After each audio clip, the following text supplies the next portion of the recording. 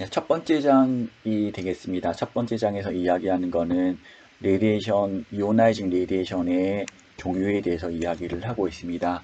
이오나이징 레디에이션의 종류는 첫 번째로 일렉트로마그네틱 레디에이션이 있습니다. 감마죠.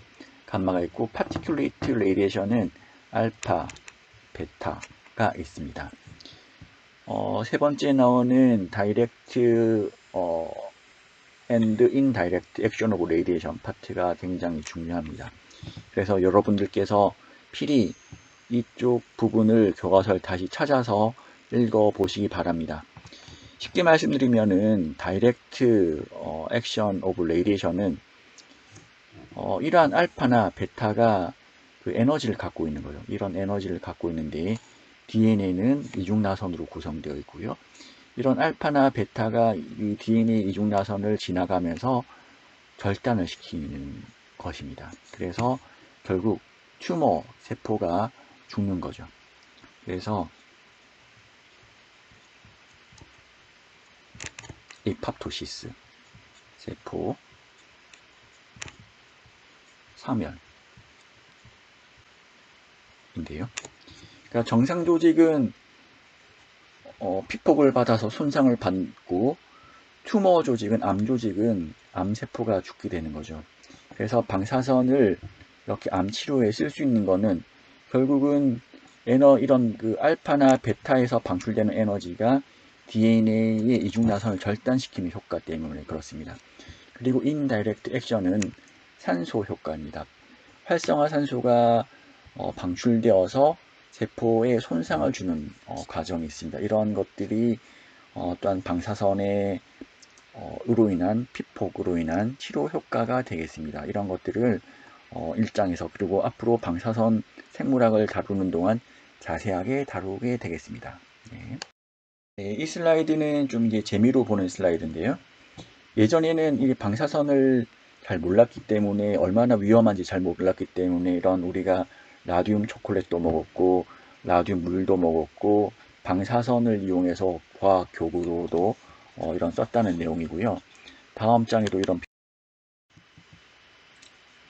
이 슬라이드에서 왼쪽은 크림이죠. 이건 치약이고 방사선을 이렇게 크림으로 치약으로도 사용했던 것 같습니다. 네, 왼쪽 그림은 우리가 방사선 관련된 과목을 배울 때 많이 보는 그림입니다. 마리 퀴리의 손이고 이렇게 반지를 끼고 있는 마리 퀴리의 손, X선 최초의 영상입니다. 그리고 오른쪽 슬라이드는 결국은 이 모든 것들이 방사선인데 엑스레이하고 감마레이는 우리가 굉장히 해롭다고 생각하고 마이크로웨이브나 적외선, 그 비저블 라이트는 우리가 그렇게 해롭다고 생각은 하지 않습니다. 왜냐하면은 그 결국 에너지 차이 때문인데요. 파장과 프리퀀시 측면에서 우리가 이런 것들을 볼 필요가 있고 이 엑스레이와 감마레이는 이온화 방사선이라고 하죠. 결국은 우리가 방사선 생물학이라고 하는 감마레이와 엑스레이와 같은 이온화 방사선이 인체에 미치는 영향을 연구하는 학문이 되겠고요. 네, 그런데 앞에서 계속 이오나이제이션이라는 용어를 쓰는데요. 이 이오나이제이션이라는 용어는 결국은 그 레디에이션이 충분한 에너지를 주어서 원색에서 오비탈 일렉트론을 이젝트 시키는 그런 현상을 이야기하는 거죠. 익사이테이션은 단순히 하이어 에너지 레벨로 옮기는, 천회시키는 그런 과정을 이야기하는 것입니다. 그래서 우리가 이오나이제이션이라는 용어를 계속 쓰게 될 것인데 그 용어를 분명하게 아셔야 될 필요. 네, 그래서 이오나이징 레디에이션이 에너지를 전달하는데 이게 왜 중요한가라는 것을 생각해 봐야 됩니다. 여기 나오는 다이렉트, 인다이렉트 현상은 여러분들 교과서를 한번 다시 찾아보시고요. 결국은 이 요점 이겁니다. 두 가지 모두 휴먼 티슈를 투과하는데 이미징의 세라피에 사용할 수 있다는 것입니다. 그래서 결국은 방사선 생물학에서 우리가 다루는 이오나이징 레디에이션을 어떻게 쓰냐? 치료에 쓰고 이미징에 쓴다는 것입니다. 여러분들이 병원에 가면은 핵의학과가 있고, 그리고 영상의학과가 있습니다. 그리고 방사선 종양학과, 종양. 이게 병원에 이렇게 가면은 크게 그 영상 파트, 치료 파트가 그 세 가지 과가 있는데요. 핵의학과는 그 방사선 동연소를 이용해서 영상 혹은 치료를 하는 것이고, 엑스레이, CT와 같은 영상 장비를 이용해서 진단을 하는 것이 영상의학과입니다. 그리고 방사선 종양학과는 익스터널 세라피를 하는 거죠. 그래서 암이 있으면 외부에서 그 방사선을 쪼여서 암을 태워 죽이는 것입니다. 방사선을 조사해서 암을 피폭시켜서 죽이는 것인데요. 결국은 이오나이징 레디에이션을 이용해서 우리가 세라피와 진단에 사용할 수 있다라는 것을 여러분들이 아셔야 되고요. 다음 시간에 제가 이런 것들 중에 이미징에 대해서 자세히 다뤄드리도록 하겠습니다. 네, 앞에 나왔던 그 내용이죠. 방사선은 입자 방사선과 전자파 방사선이 있고, 입자 방사선은 베타, 알파, 양성자, 중성자와 같은 것들이 있고, 전자파 방사선은 대표적인 게 감마선, X선 등이 있습니다. 그리고 방사선의 단위, 뭐 렌트겐, 그레이, 라드와 같은 것들이 있고요. 이런 것들은 한번 여러분들이 한번 보시고 읽어보시면 알으실 그런 내용입니다. 이제 우리가 원자핵을 설명하기 위해서 몇 가지 노테이션을 이야기할 건데요. 원자핵은 아시겠지만 프로톤과 뉴트론으로 구성되어 있습니다. 프로톤은 양성자이고요. 양성자. 그리고 뉴트론 중성자죠. 그래서 원자핵은 양성자와 중성자로 구성되어 있고, 양성자의 숫자는 여기다 씁니다. Z. 중성자의 숫자는 여기다 쓰죠. N. 그리고 A는 뭐냐면은 A는 Z 더하기 N입니다. 양성자와 중성자를 합한 겁니다. 그래서 다시 보면은 프로톤 넘버, Z가 프로톤 넘버인데 여기 보면 P가 있죠. 프로톤 넘버. 그리고 N은 뉴트론 넘버입니다. 뉴트론 넘버고, 그래서 아토믹 넘버는 프로톤 넘버를 이야기하고요. 그리고 아토믹 매스 넘버, 비슷한데 좀 다르죠. 아토믹 매스 넘버는 A인데 프로톤과 뉴트론의 합을 이야기하죠.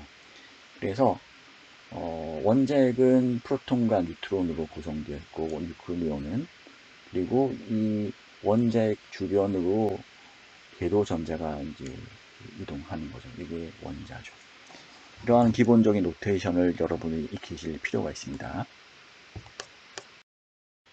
네, 이 슬라이드에서 U라는 그 개념이 나옵니다. U는 뭐냐면은 킬로그램을 원자핵을 킬로그램으로 표시하면은 이렇게 아주 작은, 그러니까 우라늄은 4.3 곱하기 10의 마이너스 25승 킬로그램이고, 그러니까 굉장히 단위가 낮게 되는 거죠. 그래서 U라는 거를 새롭게 정의하고 원자 단위, 원자핵 단위의 무게를 정의하는데, 1U는 카본 12의 12분의 1에 해당합니다. 그래서 1U는 1.66 곱하기 10의 마이너스 27승 킬로그램이고, 외울 필요는 없습니다. 그냥 아시면 되고요. 그리고 프로톤은 1.007276, 뉴트론도 U로 표시가 됩니다. 그래서 각각 프로톤과 뉴트론, 일렉트론이 U의 새로운 단위로 이제 설명을 할 수 있다는 것을 아시면 되고요. 여기 보시면은 이게 Z가 프로톤 넘버라고 있죠. 그리고 여기 생략되어 있는데 여기가 뉴트론 넘버입니다.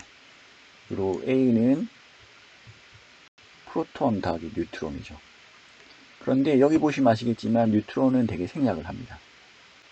생략을 하고, 그래서 코발트 60은 프로톤 27, 뉴트론은 33개가 됩니다. 왜냐면은 27 더하기 2가 60이기 때문에, 그래서 아토믹 매스 넘버는 60이고 프로톤은 27, 뉴트론 33개가 되겠죠.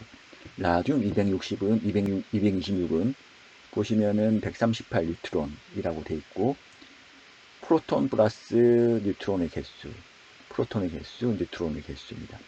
그래서 여러분들이 방사선 관련 과목을 배우시면은 이거를 로테이션을 잘 써야 됩니다. 어떤 교과서를 보면은, 어떤 사람들을 보면 이렇게 씁니다.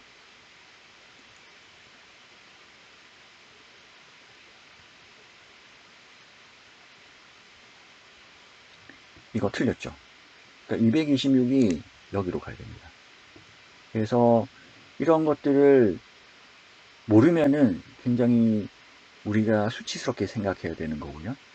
그러니까 이런 것들은 방향, 그러니까 이게 어디에 위치하나, 그 첨자의 위치를 굉장히 중요하게 생각하시고 아실 필요가 있습니다. 이제 앞에서 프로톤, 뉴트론, 그리고 아토믹 매스 넘버를 이야기했는데, 여기서 중요하게 나오는 개념이 아이소톱이란 개념이 나옵니다. 아이소톱은 뭐냐면은 Z가 같다. Z가 뭐였죠? 프로톤 넘버였죠. 그러니까 프로톤 넘버가 같고, 하지만 뉴트론 넘버가 다르다. 그래서 결국은 A가 다르게 되겠죠. 이 아이소톱이 중요한 이유는 화학적 성질이 같습니다. 화학적 성질은 같고, 하지만 물리적 성질은 좀 다르고요. 그래서 아이소톱이라는 개념이 있고, 또 반면 아이소바가 있습니다. 아이소바는 아토믹 매스 넘버가 같다. 그래서 코발트 60, 얘도 이제 아토믹 매스 넘버가 같죠. 그래서 한글로는 이게 동위원소입니다. 동위원소인데 좀 헷갈립니다. 동위원소, 뭐 동중원소, 동중성자원소, 뭐 여러 가지가 나오는데 사실 저도 잘 헷갈립니다. 그래서 저는 영어로만 그렇게 외우는데, 어떻게 하냐면 이게 아이소톱은 P가 같은 거죠. 그리고 아이소바는 A가 같은 겁니다. 그래서 아이소톱은 프로톤 넘버가 같다. 아이소바는 아토믹 매스 넘버가 같다. 이렇게 보시면 되는 거죠.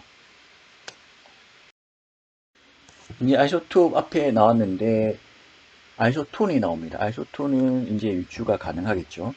뉴트론 넘버가 같은 겁니다. 뉴트론 넘버가 같은 거고, 또 이런 게 있습니다. 아이소메릭 메타스테이블 스테이트입니다.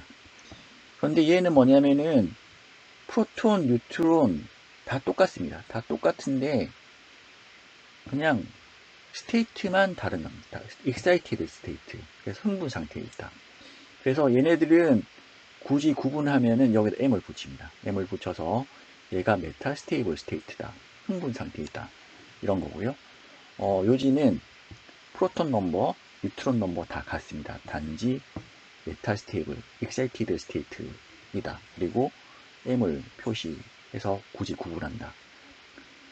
여기 보시면은 99MTC라고 되어 있는데, 이게 테크니슘 99M입니다. 그래서 핵의학은 사실은 이 테크니슘 99M이 없으면은 진료가 불가능합니다. 그만큼 많이 쓴다는 거고요. 임상에서 굉장히 많이 쓰는 동위원소입니다. 이거는 나중에 그 15장에서 제가 좀 다룰 건데, 스펙트라는 영상기기에서 사용하는 핵종이고, 싱글 감마를 이미팅하는, 방출하는 핵종이 되겠습니다. 그래서 이 테크니슘 99M을 한번 보시고요.